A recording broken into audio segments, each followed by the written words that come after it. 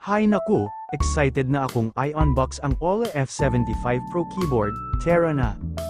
Hello mga ka-techies, welcome back to the channel.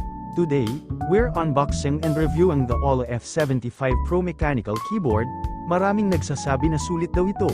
Kaya naman excited na akong subukan, let's get this show on the road. Ang ganda ng packaging, simple pero elegante, mukhang high quality agad. Let's open this baby up. Wow, ang ganda! Protected naman pala ng foam para secured ang keyboard. May kasama pa siyang keycap puller and cable, ni touch, aula. Let's take a closer look. Solid ang build quality, ang ganda ng mga keys. Mukhang matibay at maganda ang feel. Touches the keys. Ang sarap sa feeling, it's got that satisfying thunk sound. Mukhang maganda ang typing experience.